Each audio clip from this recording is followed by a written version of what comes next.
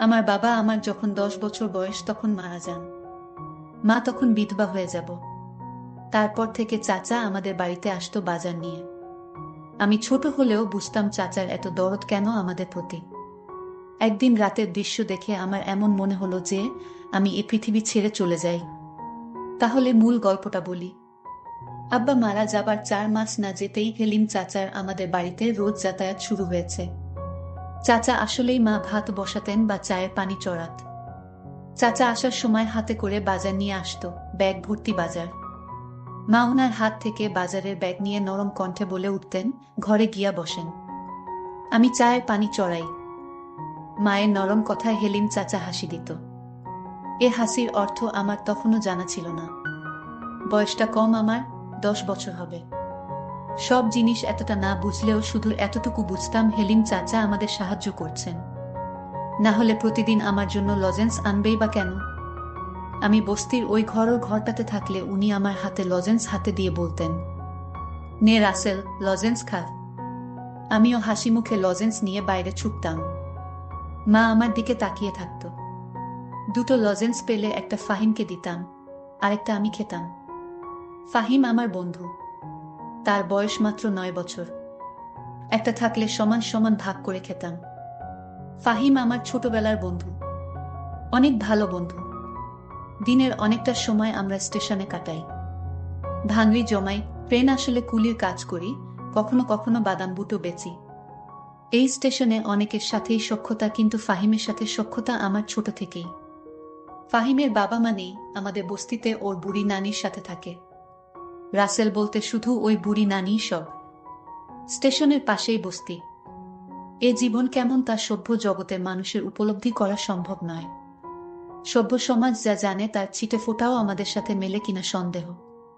হ্যাঁ, আমরা টোকাই, আমরা কুলি, আমরা ফেরিওয়ালা। আমরা সভ্য সমাজের মানুষের মতো অত শিক্ষিত নই। আমরা দুবেলা পেট পুড়ে খেতে পেলেই খুশি হই। আজকে ভাঙবি বেশি পাইনি, যা পেয়েছিলাম তা খুব কম। মহাজন টাকাও বেশি দেয়নি, 10 টাকা দিয়েছে। ফাহিমের সাদা মুখটা আজ কালো হয়ে গেছে। সেও বেশি কিছু পায়নি। বাড়িতে কি নিয়ে ফিরবে এটা ভেবে কষ্ট পাচ্ছে। কুলির কাজ করেও শান্তি পায় না। আমাদের দিয়ে কেউ কেউ কাজ করায় না, আমরা নাকি ছোট। আবার কেউ বড় বড় সুটকেস মাথায় চাপিয়ে 2 টাকা 3 টাকা দিয়ে চলে যায়। এরাই তো সভ্য সমাজের মানুষ। কষ্ট লাগে খুব, ঢের কষ্ট নে, তুই এ 10 টাকা নে। ফাহিম আমার দিকে একবার তাকায়, আরেকবার টাকার দিকে তাকায়। কি ভাবছিস?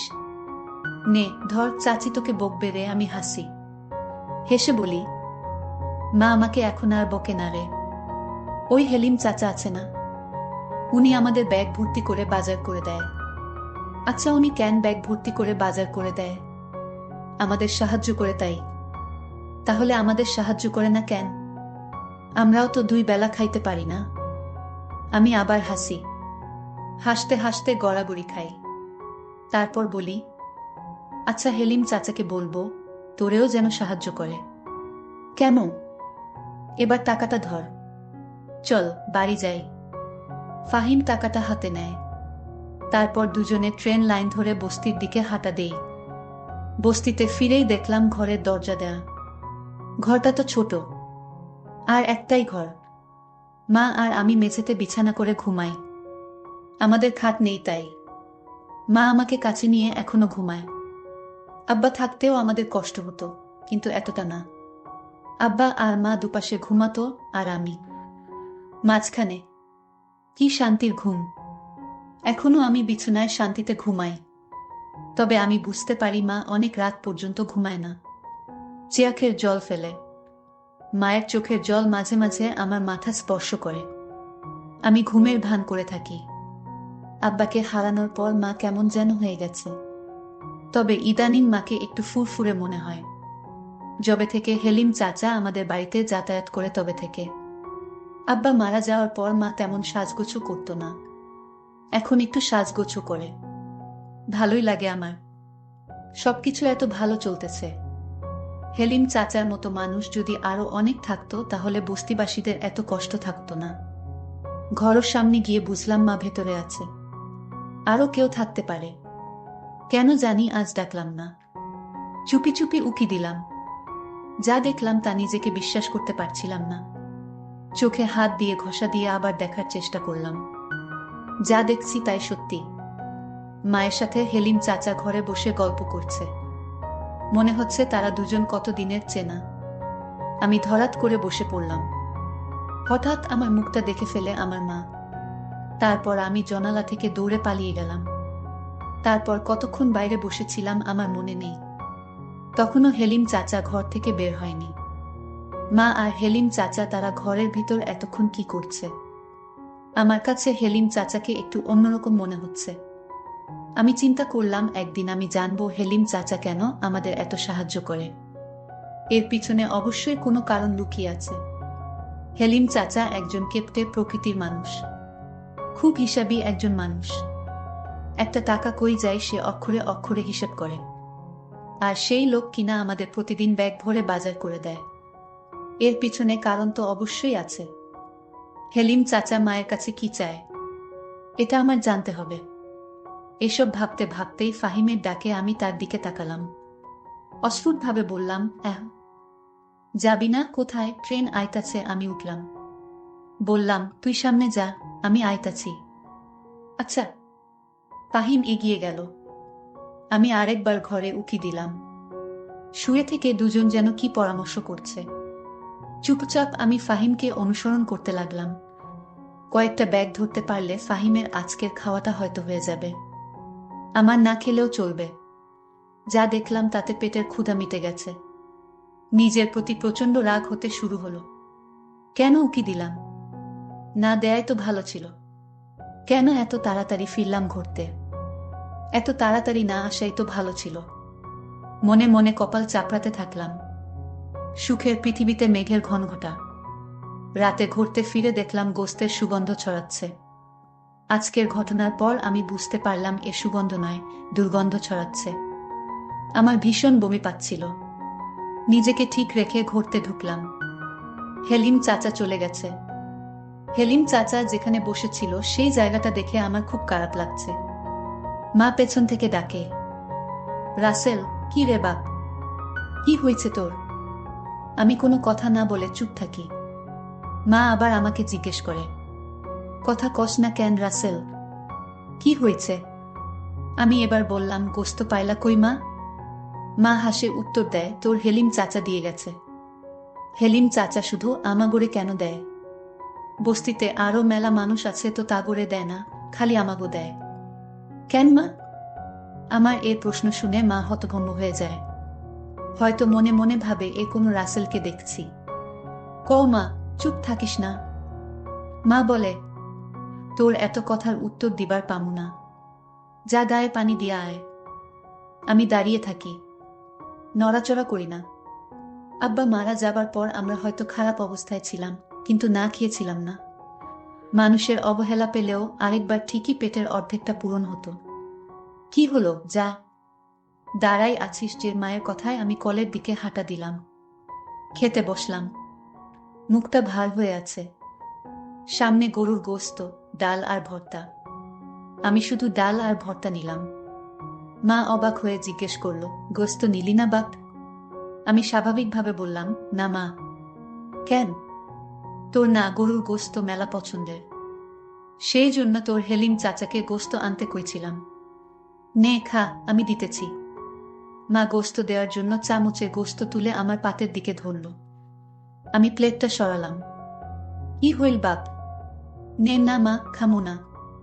আইস ভাল লাগতাছে না। কি হয়েছে তোর? আইস এমন করতাছস কেন? জ্বর আসছে নাকি? দেখি। মা আমার দিকে হাত বাড়ায়, আমি হাত সরিয়ে দেই। মা, তুমি আমায় ধরবে না। মা, হেলিম চাচারে আর গোস্ত আনতে কইও না। আমার ভাল লাগে না গোস্ত। আমার আজকের কথাবার্তা শুনে মা কিছুটা অবাকই হয়েছে। আমি তার দিকে তাকাইনি, শুধু ডাল আর ভর্তা দিয়ে চুপচাপ ভাত খেয়ে শুয়ে পড়লাম।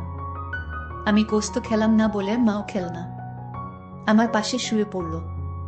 আজকে আমাকে আর মায়ের ঘরে থাকতে দিল না। কইলেও না করে দিতাম। সারা রাত আমার চোখে ঘুম নেই।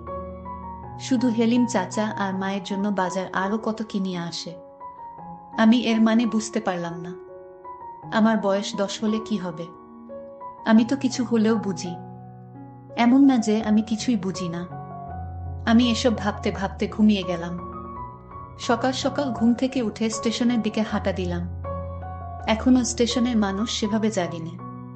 ট্রেন আসতেও দেরি হবে হয়তো। আমি অস্পষ্ট আলোতে ট্রেন লাইনে বসে পড়লাম। পেটটা ক্ষুধায় চোচো করছে।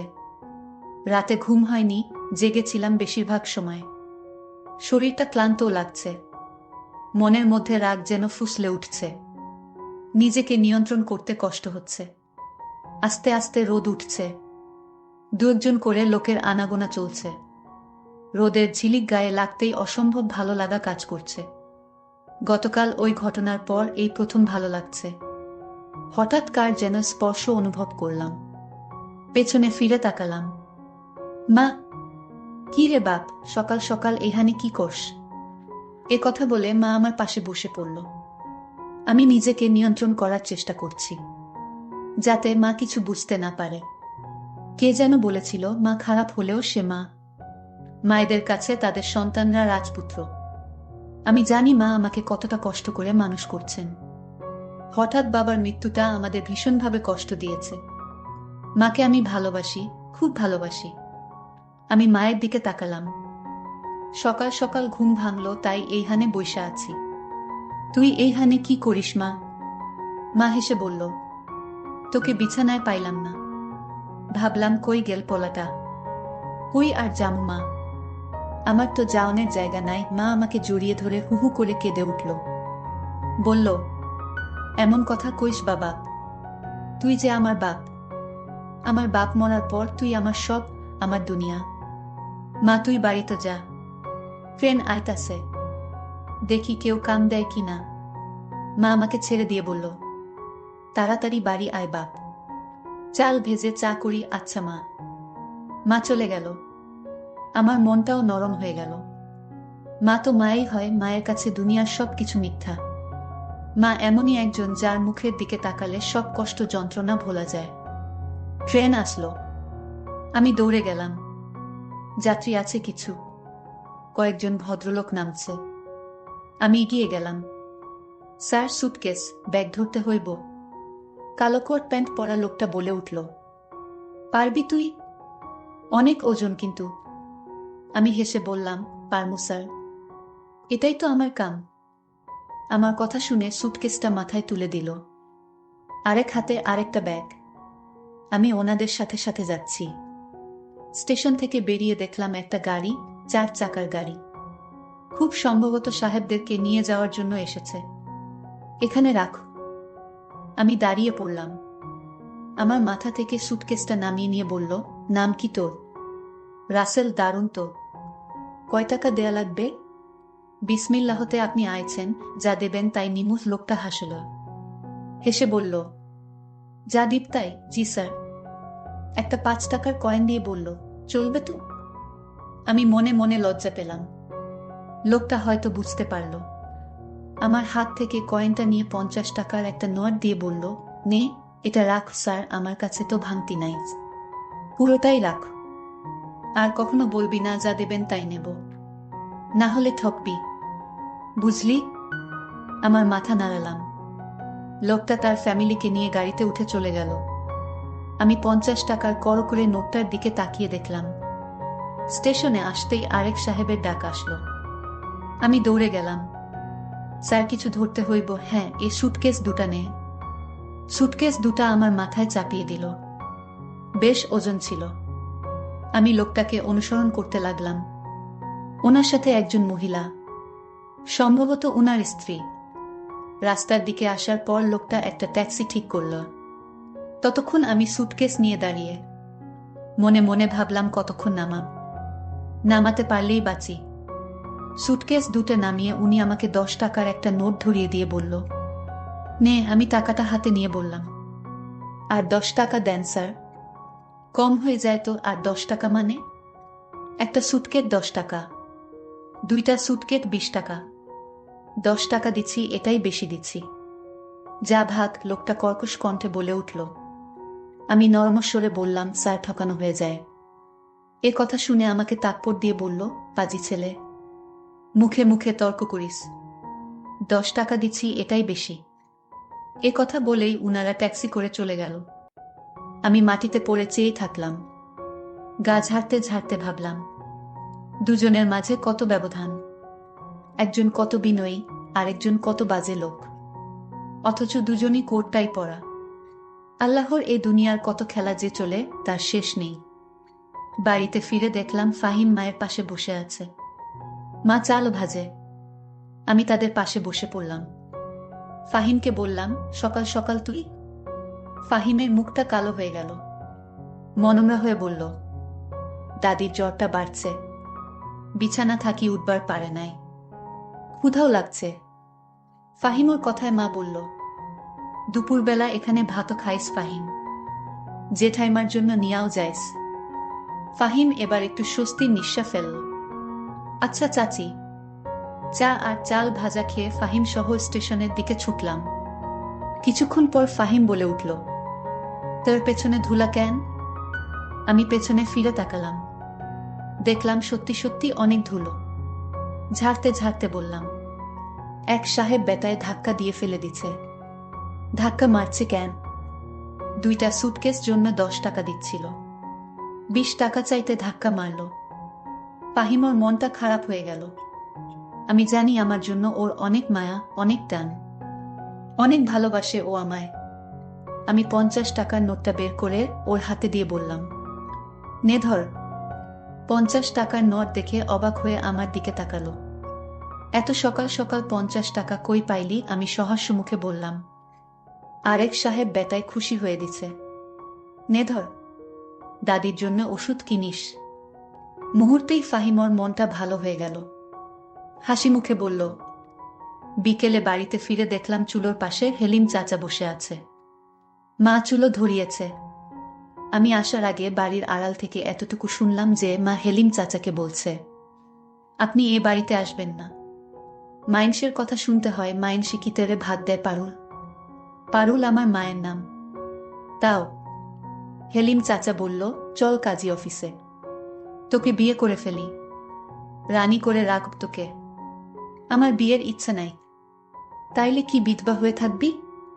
এ কথা শুনে মা চমকিত হয়ে গেল। হেলিম চাচার দিকে বিষণ্ণ দৃষ্টিতে তাকালো। মায়ের এ চাহনি দেখে আমার মায়া হলো, বড় মায়া। হেলিম চাচা বলে উঠল, বিয়া করতে চাইতাছি, তাও তোর হয় না নাকি? আমার বাড়ি তো আমার আরো বউ আছে, যে তোরে সুখে রাখবো না, তাহলে আমার রাসেলের কি হবে? রাসেলকে নিয়ে ভাবিস না, ওই তো আমার পোলার মতো। এই কথা শোনার পর আমার মেজাজটা খারাপ হতে লাগলো। বাড়িতে কিভাবে যাব সেটা নিয়ে ভাবতে লাগলাম। যাব কি যাব না সেটা নিয়ে দোটানায় পড়ে গেছি। শেষ পর্যন্ত গেলাম।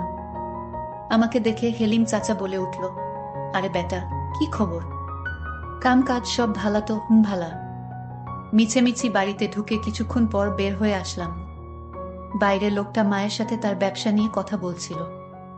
আমি জানি আমি না থাকলে অন্য কথা বলতো। এখন বাজে লোক মনে হয় তাকে। আমাকে দেখে বলল, নে লজেন্স খা। আমি বললাম, আমি লজেন্স খাওয়া ছাইরা দিছি, তাহলে তোর লাইগা কি আনুম? কিচ্ছু না। একথা বলে আমি হাঁটা দিলাম। মা পেছন থেকে তাকে, বাপ খাইয়া যা। আমি পেছনে না ফিরে বললাম, পরে খামু। মনে মনে ভাবলাম, থাকো তোমরা সুখে, আমার যেদিকে চোখ যায় সেদিকেই চলে যাব। মা তখন দৌড়ে এসে আমাকে একটা চড় দিয়ে বলল, আমি যা করেছি তোর সুখের জন্যই করেছি।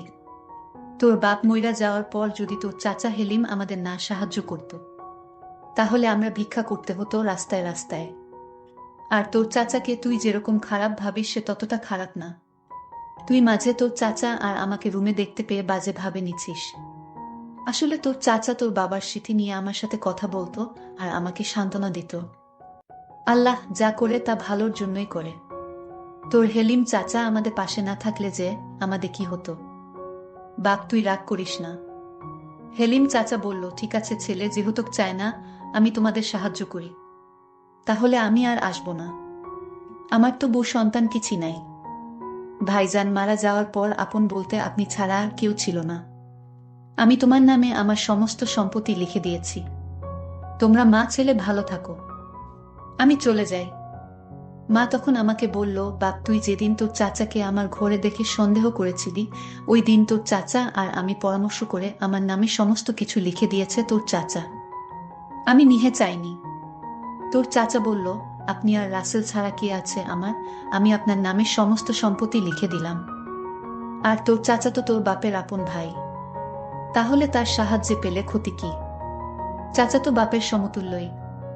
তুই আমাদের যেরকম ভাবছিস আমরা আসলে তেমন না, এটা তোর ভুল ধারণা বাপ। আমি কোনো পাপ করিনি। মায়ের কথা শুনে আমি হেলিম চাচাকে জড়িয়ে ধরে কাঁদতে শুরু করলাম আর বললাম, চাচা, আমি তোমাদের ভুল বুঝেছিলাম, মাফ কইরা দিও আমায়। বন্ধুরা, গল্পটি কেমন লাগলো তা কমেন্ট করে জানাবেন। ধন্যবাদ।